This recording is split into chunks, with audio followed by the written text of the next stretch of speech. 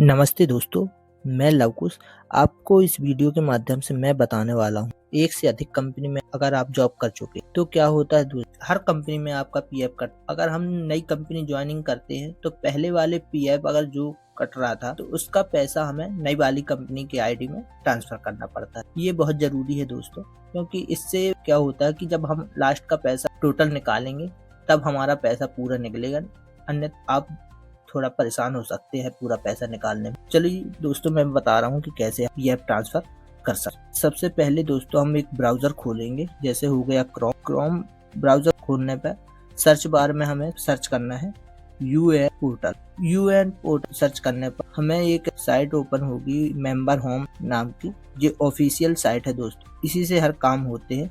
इसको हमें क्लिक करना है। क्लिक करने पर हमें एक ऐसा इंटरफेस ओपन होगा जहां हमें यूएन नंबर और पासवर्ड डालकर साइन इन करना। चलिए दोस्तों मैं करता हूँ। जैसे ही साइन इन करेंगे दोस्तों हमें एक और इंटरफेस ओपन हो जाएगा, और उसमें क्या होगा दोस्तों कि हमें हमारा जो मोबाइल है उसमें एक और ओटीपी प्राप्त होगी।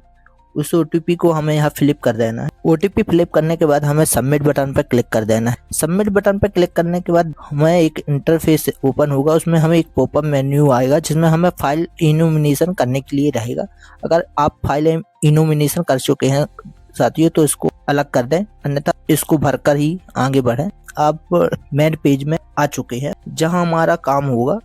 सबसे पहले साथियों अगर ट्रांसफर हमें करना है तो हमें सबसे पहले सर्विस स्टोरी देखना है। सर्विस स्टोरी के लिए हमें ऊपर कॉन्टे में 3 लाइन दिखेंगी, उसको क्लिक करना है और व्यू ऑप्शन में क्लिक कर देना है। व्यू ऑप्शन में क्लिक करने पर हमें दूसरे नंबर पर सर्विस स्टोरी दिख रही है साथियों। सर्विस स्टोरी बटन में क्लिक करने पर हमें एक ऐसा इंटरफेस फिर से दिखेगा जहां हमारी पूरी जितनी सर्विस किए हैं, जितनी कंपनी हम ज्वाइनिंग किए थे साथियों, जितनी कंपनी में हम काम कर चुके हैं, सबकी डिटेल आ जाएगी कि किस तारीख से आप वहां ज्वाइनिंग किए थे और कब छोड़। तो इसमें हमें यह देखना है साथियों कि हम जिस कंपनी में पहले कर चुके हैं काम, उसमें हमें एग्जिट डेट डल गई है, डाल दिए हैं आप तो सही है, डेट ऑफ एग्जिट डेट नहीं डाले हैं तो इसमें डालना साथियों, क्योंकि अगर आप डेट ऑफ एग्जिट नहीं डाल तो आप ट्रांसफर नहीं कर पाएंगे। तो सबसे पहले हमें यही देखना है ट्रांसफर के टाइम कि हम पहले वाली जो कंपनी का ट्रांसफर करना है हमें वहां डेट ऑफ एग्जिट डाले हैं कि नहीं। साथियों इतना देखने के बाद फिर हम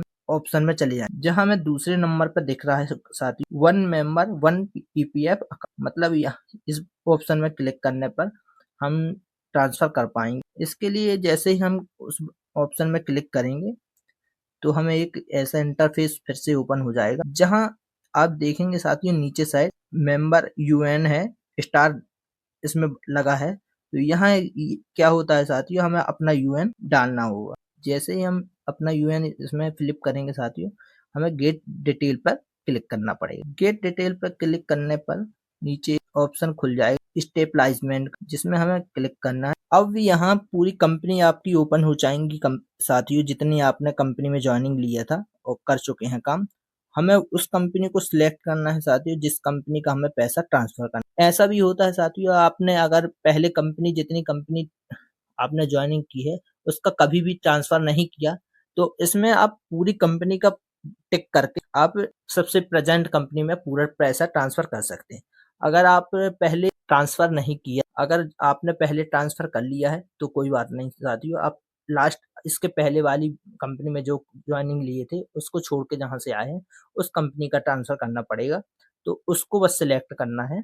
मैंने जिस कंपनी का ट्रांसफर करना है मैं उसी बस को सिलेक्ट किया हूँ और ये चेक बॉक्स में क्लिक कर दें। अगर साथियों एक से अधिक कंपनी का आपको ट्रांसफर करना है तो ऐसे ही फिर से जैसे स्टेबलाइजमेंट है इसको फिर से क्लिक करेंगे और फिर दूसरी कंपनी जो आपको ट्रांसफर करनी है उसमें क्लिक कर देंगे।